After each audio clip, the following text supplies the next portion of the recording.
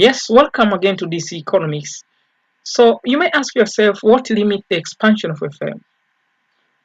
Many of the firms are likely to expand so as to generate more profit, but there are some factors actual limits. What are these factors actual limit that expansion? Let's begin by understanding what is a firm. A firm is any business organization or unit which is concerned with the production of any commodity or provision of services and buying of goods and services. So anything that is land, but it does not involve the production of commodity or issue of exchange of goods and services, that cannot be regarded as a firm.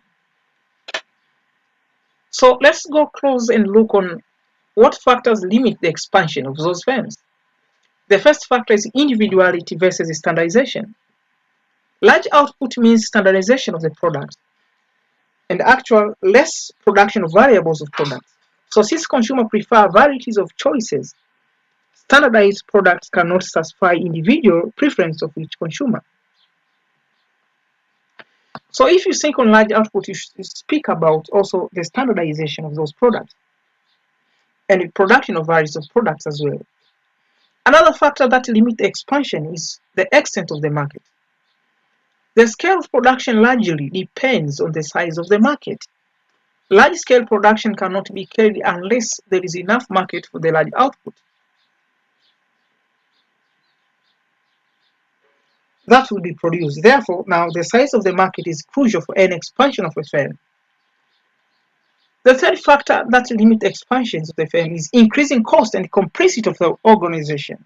As a firm expands, it is forced now to increase the number of departments, personnel, premises, marketing activities, administrative functions, as well as other factors of production. So such expansion now will imply now the increasing cost of production and the complexity in the management of the firm, which now would need employment of very efficient managers who may be difficult now to find. Now, since now the supply of the efficient managers is scarce, in this case now the expansion of the firm is restrained now.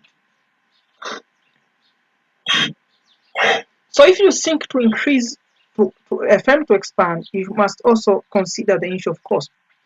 If the firm thinks to expand more, to have the large production for output and maximize higher profit, it must be there. It should be ready to increase to cover on the all costs of those expansions, including employing new laborers, employing new capitals, and so forth. So if the firm wants to expand and does not fulfill or is not ready cannot afford or devote the management cannot devote themselves to the increase of new cost of production, that it is possible for a firm to expand.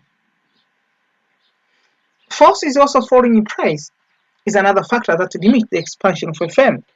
When a firm expands, it produces a large output, which may be possible to sell only when the demand also increases. So if the demand is constant, then the firm will be forced to decrease the price of commodity at the expense of profits.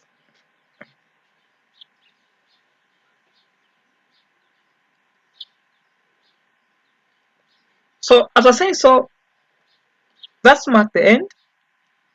Welcome again to DC Economics. Don't forget to subscribe on my channel and watch on other videos. Bye bye.